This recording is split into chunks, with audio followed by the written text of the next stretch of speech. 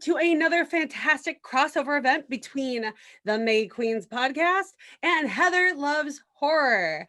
Heather, tell us about the guest we have today. Today we have Loren Lepre, and he is, you might know him from The Dark Military, which he's working on one of the sequels for it right now. Philadelphia Hardcore, COVID 2024, and perhaps some of you might know him from his wrestling career. Today we have Loren Lepre. Welcome. Hey, how we doing, everybody? Yes, The Dark Military, always support. Thank you for having me on all these podcasts, any type of show, any publicity for indie filmmaker. Much respect for what you two are doing. Thank you. Well, thank you for coming. Yes, absolutely. Now, I come all the way to my computer. It was really far. Such long travels. They'll write another movie about it. Yep. Now, I want to hear, starting off, about COVID 2024 because insider, information here, a little bit inside baseball. Heather was on COVID 2024 that you wrote and directed and were actually in. So tell me, how did you guys hook up for that? So right when the pandemic hit, it happened, I'll always remember March 11th of last year was the day, to me, it got real because they were talking about this in November and I was just like, whatever. Then that's the day Tom Hanks got it. And that's 2 days later was Friday the 13th, March 13th. And Monster Mania, the convention I was going to go to, that the axe came down on that. And then everything started closing and I'm like, what? Yeah, I was just like, really? Is this, we're down to this? And I'm like, this will be over within a month tops. And then no. So I was, I would do work a real job. I'm not just an independent filmmaker. I live here by myself. This mortgage doesn't pay itself. So, I work out, I go out, I'm doing something. For all that to come down at once, your gym's gone, yoga's gone, all your film stuff is postponed. I was I was just, you're losing it. So I started thinking about how could I do a film? And I was always I'll never do a film without proper lighting or audio ever again. And then I started going, I heard some people were doing a quarantine film and I came up with the idea for COVID 2024. I just started thinking in my head, what if this doesn't end? What do you do when you're in your house quarantined, whether you're married or you're by yourself? Where does your mind go? So I started pulling up the script with that and I'm like, well, this will keep me busy for a little bit. So I started realizing then I'm like, well, I don't want to just have a Zoom movie. Sure, we did shoot on Zoom, but I also wanted camera here. I just wanted to do some cut. I just wanted could I get actors that have their own access to their own equipment? If they could film themselves. And then I'm like, I wrote a script and I just told the actors, you got to trust me because I'm trying to fill in what could be interesting around my house. What could I do and bring to the table? And I just ran with it and I started filling in the gaps. I had a good film score for it. I thought I told a good story and I was looking at parts and I was like, Heather's adorable. I was like writing little parts for smaller people. And I'm like, I could offer Heather this. I think she can knock this out. And she did, Thank you. What was it like to be on the film, Heather? Oh, it was fun. It was exciting. It was nothing like I've ever done before, but it was definitely fun. And maybe one day I'll have an opportunity again and do better that time. Yeah. And I knew Heather also she wasn't seasoned, she's all new to this. So I was like, I don't know if I had to really direct and work with the girl for a while, but I was like, just go through it. I want to hear you and I'll give you any direction. I was like, I don't really have any notes for this girl. She brought it, So yeah, she was like a natural, Thank you. Awesome. Well, how did you hook up with the other people that were in the film then? Because there was a variety of people. It was a good sized cast. Oh gosh, it was Crystal Cleaver was from North Carolina, Ryan Nichols in Idaho, Billy Blair's down in Texas. It was just I was in there, I was like, well, one thing cool about this is I could pull people from all over the country. You know, so all you did was like reach out and be like, yo, you bored? Obviously the answer is yeah, yes. And I'm like, read this. You think you'd want to do this? Plus, a lot of them had access to their own equipment, you know, so it worked out great. TL Westgate down in Tampa. And it was like funny, it was just like, I'm handing the script and I'm like, soon I'm like, I'm adding stuff. I'm just adding stuff. So when they saw the movie, they're like, where did this character come from? When did this happen? You know, why did this happen? So it was crazy because like with the Dark Military, which we could switch to whenever you want, but like I shot the majority of the movie. Basically, I shot the movie in 8 days, and after a year of an edit, we went back and added 2 more days of shooting. But man, you were like, we used every clip. So we didn't have. I was actually there's another reason I shot extra. So I was like, this movie's gonna be a lot shorter if I don't add to it. And so what I did with COVID, I'm like, oh, I got so much I could trim back. And I'm like, man, after the first edit came out, I was like, this is an hour. I was like, I can't have a quarantine movie for an hour long that's going to be in the internet. I was just like, no. And I knew I was in a race against time because this was going to be the flavor of the month. And I didn't want my film to be a log jam with everybody else's. So I was in a rush to do it. I think it came out late June. The Indie Brigade, George Romero's podcast, but they did the live streaming world premiere for it, and you know, they're great people.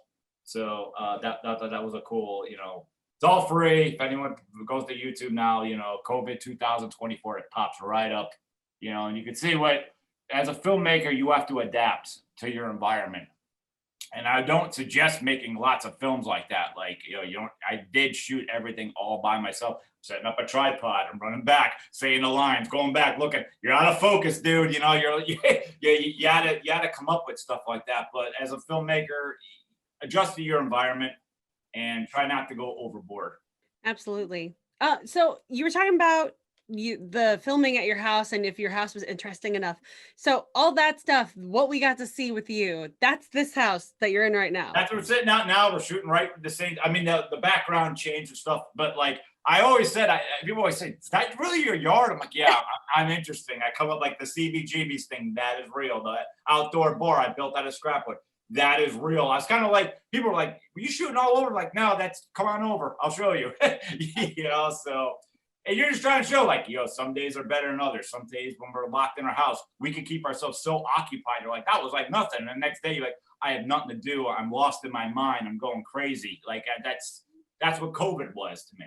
Well, I think it also shows you like how people, there's kind of a mental illness thing to it too, because it's not just about people being cooped up in their houses, because I think some people probably do better than others, but like people who have already like issues going on, what happens when you box them in for 4 years plus with no end in sight?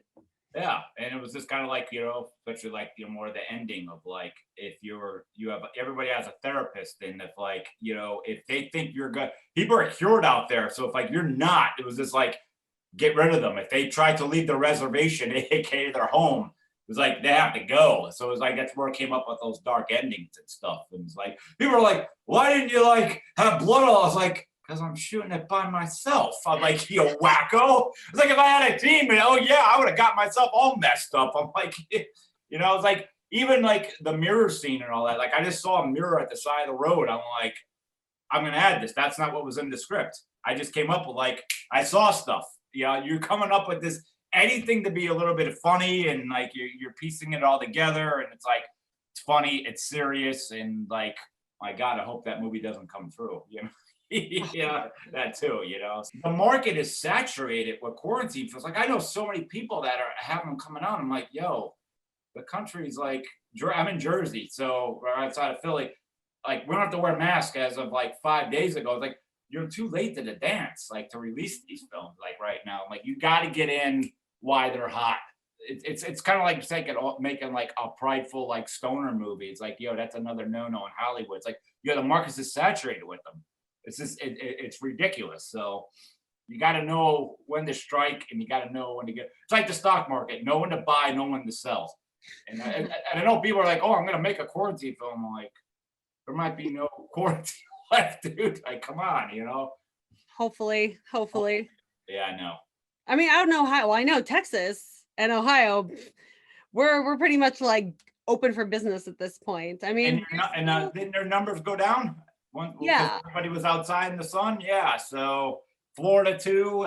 Yeah. Like I drove cross country, but in like September, and like there were like the states that you have to wear a mask. I was like, oh, this is a break, you know. But I was like, they're showing that the country that we could go on, you know. Like I thought it was very important to shut down for those few months, but like I look at, yeah, we're in a pandemic. I just think it's a light like a light beer of a pandemic though. Like, yeah, we're just a little bit. I thought we jumped the gun a little bit too much. You know, there's a lot of mom and pop stores that are gone now because of this. It's like, you know, Staples could be open because they're corporate, but the same people selling stuff across the street that are mom and pop, they're gone because they weren't allowed to be open. Like, no, that's wrong. Well, okay, so you were talking about, special effects. Why wasn't it so bloody?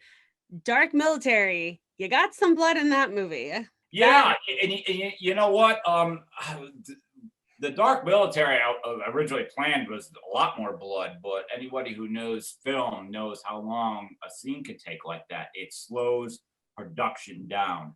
And the whole idea of the Dark Military was to introduce new horror movie icons with high production value. I've seen so many of these $10,000 films where it's like, it's a gore fest, but I can't see it. It's like at night, it's like you didn't like the room and all, you skipped out. So I want to go the other direction, get the name out, you know, market the logo. I mean, they had everything, the music videos. I mean, I did so much marketing for this film. I mean, I just paid it off March 4th of this year. I finally paid off everything I've ever owned in debt. You know, that's how much I went. So like some people are like, yo, it's not as gory as I wanted it. It was like, yeah, but you got a high production value. Like those woods were lit. You know, we had skylifts and everything, shining lights down. I mean, I wanted my film to look just as good as the films we all fell in love with.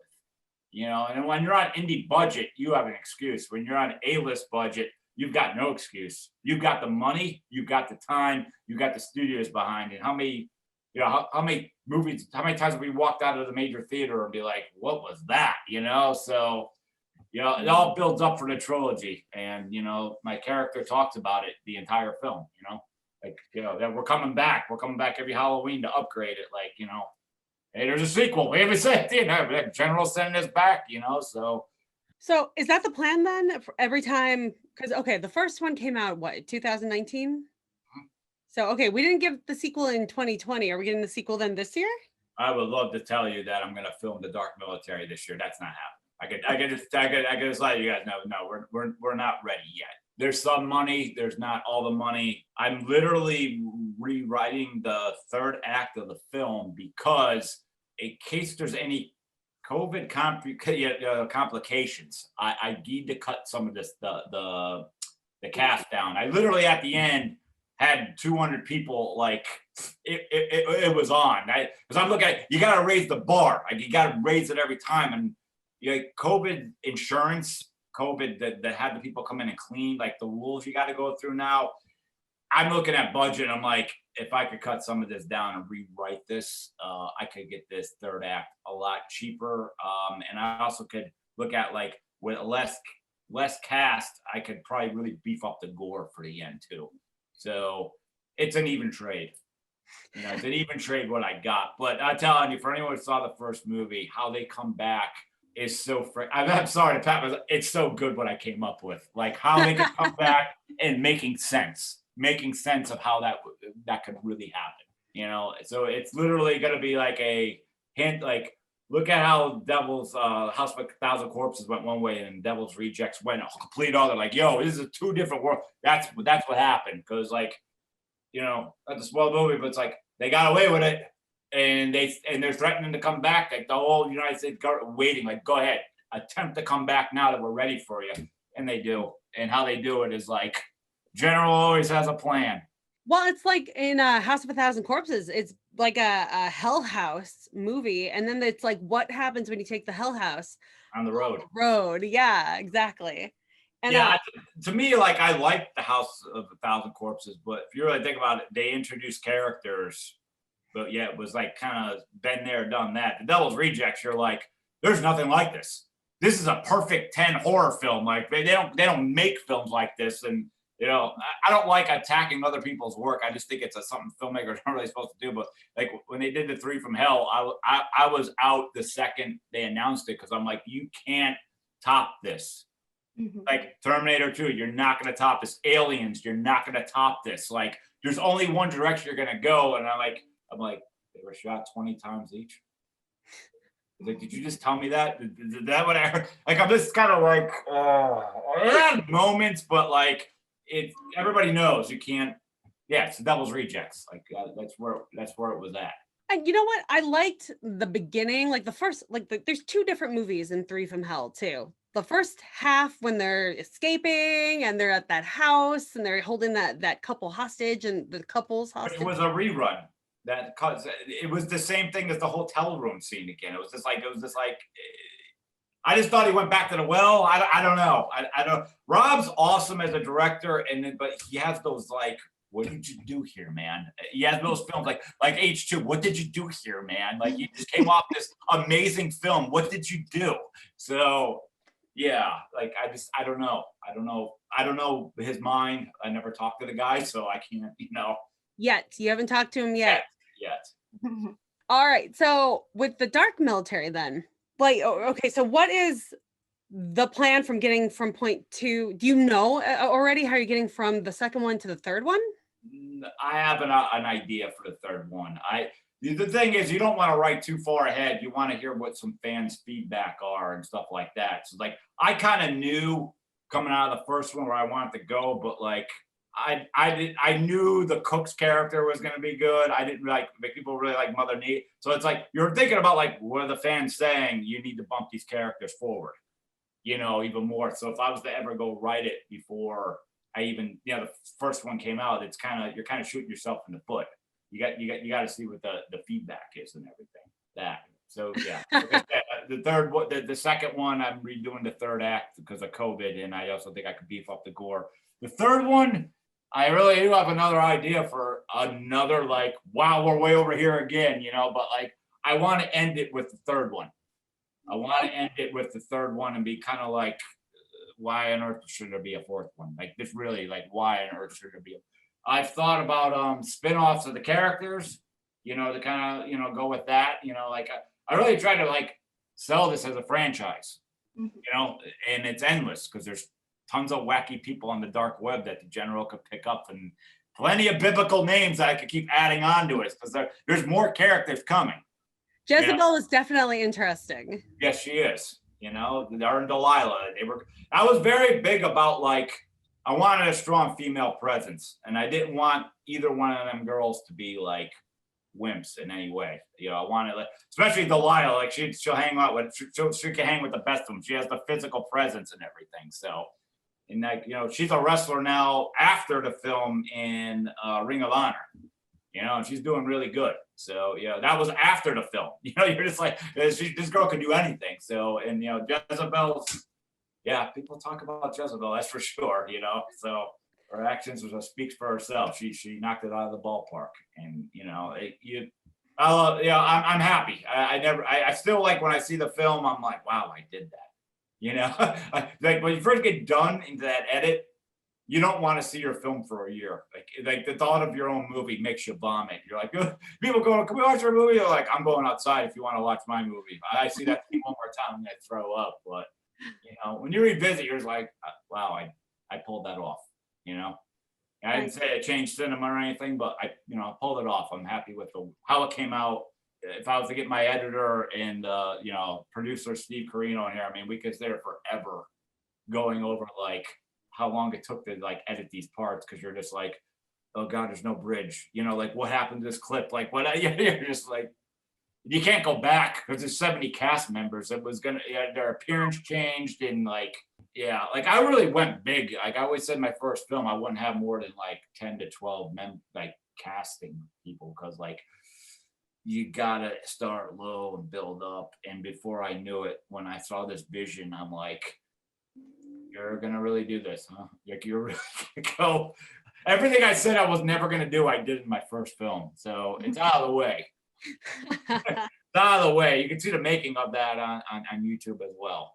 And anybody who has the Blu-ray can see everything. Like, we really went through the audio commentary and explained like every snag everything we could fit in that, within that audio commentary. But we break it down. Like Steve Gray and I, we really shut our lives down for this. It was nuts. I remember we started editing July 3rd of the next year because he bought a house. And like he was my editor, and like we get him settled after all that time.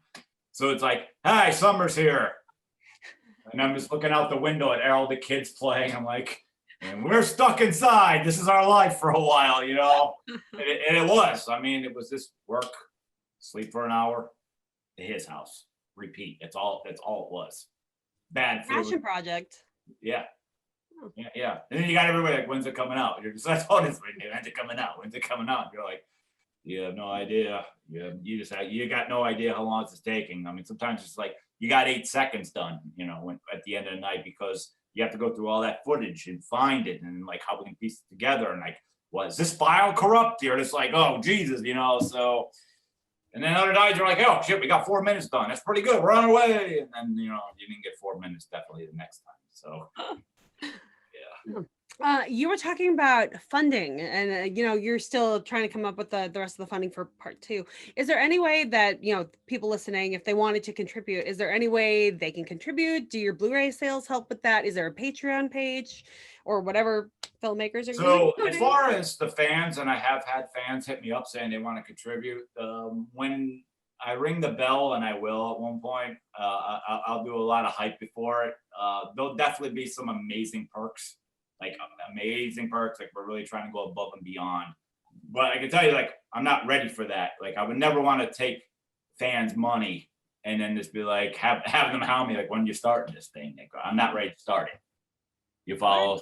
So like, I never, once I like promise you something, it's on my back. It just is. It's just like, I cannot shake it. So I can't be like, oh, the money's just sitting in the bank, right?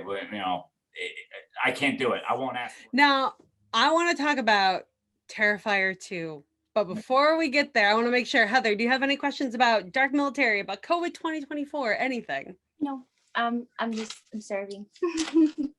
I'll go in something. She's the horror police. She's taking notes. I want to know my grade at the end of this. I just want to make sure. I tend to dominate conversations, and I don't mean to, but I just want to make sure, that I give Heather every opportunity to say whatever she wants to say. Because I know she loves Dark Military too. She was very excited to talk about this and about the sequel. So, yeah. Heather's a great human. Oh, absolutely. Both of you. All right, then let's talk about Terrifier 2, because I saw that you are playing a role in this movie, the DJ. One, do you actually have DJing skills, or did you learn for this movie? No, but I did work at a concert hall for like 15 years, and it's not hard. To top it all off, like when you're doing all that, like if they don't hit your hands and you get them low, and you're just, if you like, you can't even tell like what anybody's doing. There's a lot of ways around it, but. No, I was actually with Damien and Mike Levy last weekend at Monster Mania, catching up with them. But as far as that goes, I mean, my part's like very tiny and all that. But the success of the Dark Military led me to them, because I was doing a show. I think kind of pretty much done with COVID, but I was doing a show up at Princeton College where I was Adam Bierman's co-host. And when I got wind of like Terrifier, because every time I was like in every horror group, I'm like, there's that damn clown again. What's going on? That clown. So I finally started like looking into it, like, is this actually a good movie? Like I was just dismissing it because I was in the middle of the Dark Military edit, so I was dismissing everything. So I realized, like, okay, he was playing the clown, David, and then I was like, who's the director, Damien? So I friended them all, and they took it in 2 seconds. But I'm like, I'm looking at all their podcasts. So I was like, no disrespect to David's really good at being on any podcast. He's great, but I was looking at some of the podcast he was doing, like all choppy and stuff, and I'm like, I should get him on my Princeton show. I'm like, well, there's only one way to find out. I just reached out, and he got back to me in a second. I sent him a scissor reel of my show, and he's just like, I do that shit. So that opened up the whole foundation. And then I got Damien on with David for the second show. So it turned out me and Damien, we bonded really good, a lot of respect. And I love that like Terrifier is so organic. I was just like, wow, like this, the fans is like, here's another micro budget film. It's a lot of heart in it, and it just turned into the juggernaut that it did. So when the sequel kit I knew he was making a sequel. I was like, Damien, I'm in that, right? Like I didn't ask. I was like, I'm in that, right? So, Right. and then I said also like, I go, I'm not gonna be one of those people to say that. I was like, is there anything I could do for you? And he's like, well, I need locations. And I was like, tell me what you need. So the final scene in Terrifier 2, I just said, listen, I was like, you guys are in New York, I'm Jersey, but basically 5 minutes from Philly. I was like, the locations I could get you was in Philly. I'm not driving up to New York for you. I was like, so they said they needed a haunted house for the last scene. So like literally, I think they filmed 20 days in Philadelphia. So the final scene, and I do know exactly how it ends, and I'm giving no hints at all. I was there for it, but yeah, it took place at the Fright Factory in Philadelphia. So that was a great. You know what was crazy about that too? That was the last month before the shutdown. Oh, wow. Yeah. So it was like literally like I felt like I lost everything. Like you get that family environment when you're in film and all that. I mean, I was still going to work every day and going down there, and it's not like I was needed. I'm not in that scene at all. My scene's in New Jersey up at a club QXTs. So that's my role. But like I just love. I was like, wow, I'm seeing part of it. I know they filmed over 60 days, but I could say I was at 1/4 of it. I was like, when the history written book, I was like, I saw 1/4 of that movie being, filmed. So, that's how that you work. And like, you have to have your head screwed on straight. I always tell filmmakers, you have to have proof of who you are, because everybody could try to write Kane Hodder or Robert Englund all day. You could try to do that, but like your work ethic has to show who you are. You've got to show proof and, respectable work. That's how I got to that, like, with that click, And that's why you're going to meet Rob Zombie at some point. That's the plan. That is the plan. So I want to meet everybody. I want to work at everybody. I'd love to eventually earn the right to be a guest at conventions. That's what I want to earn. And I also don't want to be a guy. I want them to come to me. I don't want to be a guy calling conventions, because I've seen those people that get into conventions and no one's at their table. Like that's like a nightmare. Like you get in, but it's like, you oversold yourself. You didn't earn it. They'll call you when you earned it. So, that's where I'm building towards, the public figure and everything too. I'd love to be like hanging out with horror movie fans every weekend at conventions, because anyone who's been to conventions know how awesome it is. Right. But I want it earned, With that, I don't know if you could say this without spoiling anything, but maybe blink once, yes, twice for no. The way that Terrifier 2 ends, is there going to be a Terrifier 3? I could just tell you that because Damien's always talked about like making a bunch of sequels to it. So okay. Yay. No hints about how. I mean, I'm not. It's kind of funny. I actually didn't read the script, so it's like when I actually see the movie for the first time, I'm seeing it blank. Like obviously, I know things that happen, but like I never officially read the script, so I just could just brag and say, yeah, I know how it ends, but no, I don't know. I don't even know the whole movie. So. I kind of like that. I think if Damien was to send me the script, I wouldn't read it. I'd rather go in, because it's like, as much as I'm in it, I'm also, a horror. You don't want to lose your fandom either. So, I want to see it just like everybody else, Yeah. It's good to be surprised whenever you can. Yeah, it is. Anytime there's something new too, like you're just like, cool. Because like a lot of horror movies are recycled movies. That's like, even the Dark Military has that. I'm not the first hunting movie. Human Hunt. That's been around forever. But like from the dark web, and why are they doing it? And I had my own spice to it. But like, yeah, you're trying to always. I'm always think it's good to try to bring new characters that hopefully the fans could adapt to, because it's just like when Terrifier hit, here came all the clown movies. when Paranoia Challenge hit or Paranoia Activity hit, here came all those movies. And then Exorcist this, and Shark this, and Shark. It's just like everybody could sometimes jumps on it and I think wears things out. I like when something new, and as much as like Art the Clown, like, hey, obviously he's not Pennywise. Pennywise will be the old, but yeah, your killer clowns, and like Art's is different because he doesn't talk. It's just such a different creep. It's just a creep, really extra creepy. And I always said David's got the best freaking role because he's got no lines. It's the best thing in the world.